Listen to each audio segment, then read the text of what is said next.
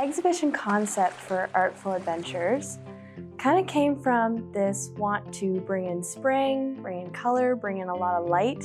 I think right now, especially in the world, our world always goes through such dark times and weird periods, so Artful Adventures really came from wanting to have more pieces with color, and it's inspired a lot by travel and different places in the world. My name is Leanne Vanderwall, and I am a high school English teacher in North Bay. I met Hannnah when she signed up to take my grade 11 advanced placement English class. Hannnah immediately impressed me with the way she presented herself and sort of moved through the world. For someone at such a young age to be so confident and so well-spoken was, of course, immediately impressive. Her ability to be very introspective and reflective and apply that to the work that we were doing was evident early on. I would say that a real culmination of her gifts and talents came at the end of grade 11 when students were creating a project after we had read Mary Shelley's Frankenstein. The piece was to be a visually presented piece, some kind of tangible creation that carried a lot of abstract meaning and thinking behind those themes of identity and belonging. And visually, when Hannnah walked in with the piece, it was stunning. I was impressed with her artistic ability, which I hadn't seen in the course. My process, I always think it's really funny because going back to like middle school or high school, which are really the only forms of art training that I have, I was always the kid to never want to do a rough sketch. My teachers never had anything to grade off of a rough sketch because I just refused to give them one. All the art in here did not come from something planned. It just came from taking ink or watercolor to a paper and figuring out by then. A lot of it comes from, again, different memories that I have, different travels, aspirations of where I want to travel, and I just kind of let that guide. And sometimes if I'm doing watercolor, I'll do watercolor and finish it off with ink, because ink is really my only form of training that I have, because I like to sit at my desk and doodle with a pen, so I really keep that into all my work.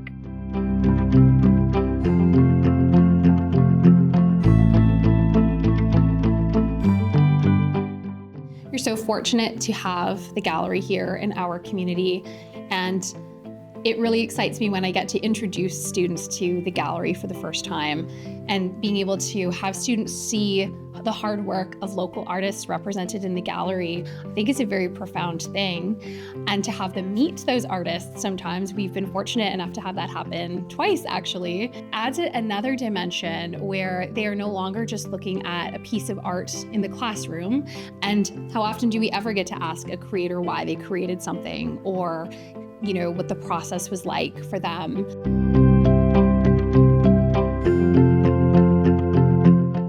When I was 16, I got the opportunity to travel with a family from New Zealand. They've been circumnavigating the globe via boat for about 7 years now. And I had the opportunity to crew for them for a summer when I turned 16. So I jumped on that opportunity and I landed in Seychelles, Africa, where I got to sail from Seychelles, Africa to Tanzania, Africa. And a lot of that really impacted who I am as a person, so I really wanted to impact my art around me. I have a specific piece in here that's called Golden Hour, which is inspired by Mount Kilimanjaro, which I got to see on a really unique safari escape that I went on. I got to meet a really remote Datoga village that wasn't really touristy, so that was like a big part of who I am, and it will always play in my mind. So of course there's a few little snippets from that journey specifically that is tailored to a lot of different pieces.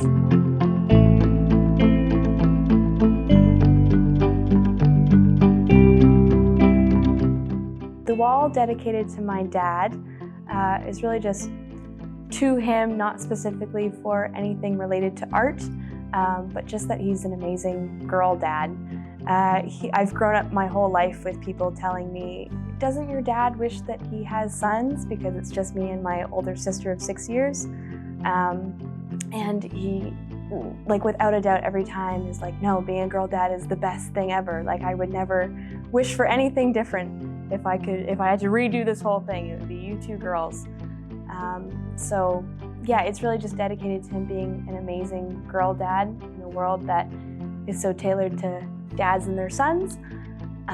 The wall is for him because he loves my art in any way that I do it. If it's on a napkin, if it's on like a cardboard piece of paper, he was like, I will buy that piece of art.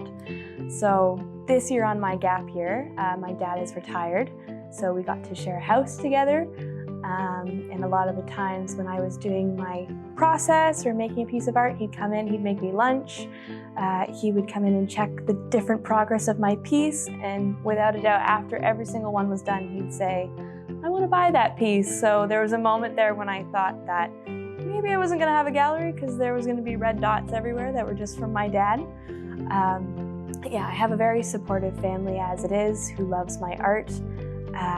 But yeah, my dad really wanted, he constantly wants pictures of Ford trucks because that's his absolute favorite.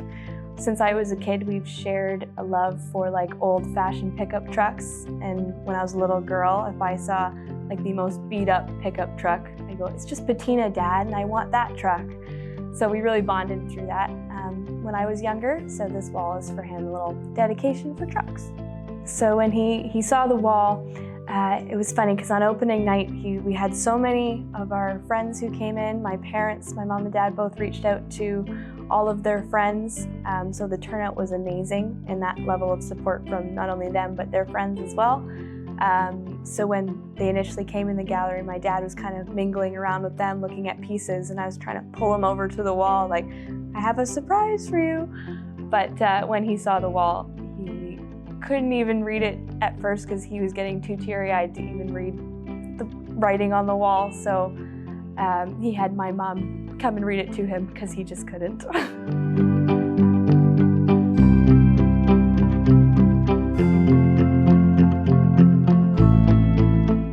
As teachers, we do our best to plant seeds of inspiration and hope that at least some will grow and take off for students. But to see what can become of a field trip, right? A visit to the art gallery, to see how a student can move from being inspired to actually acting and creating and producing and engaging with the community on this level by, reaching out and making the connection and sharing the fact that, she has a gift and she wants to share that with the world. It's truly inspiring.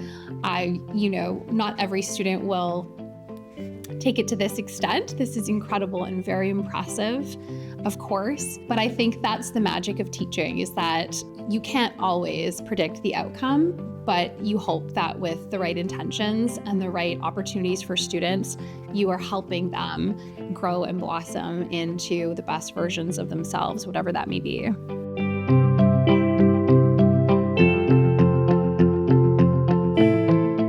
Having my art on display at the WKP Gallery is like a dream come true. I have a little bucket list that I made from when I was a kid that said, I want to do a mural someday, I want to sell a piece of art, and I really just want to have an exhibition or a gallery, and already that's so many more clicked off than what I would have had without this amazing opportunity.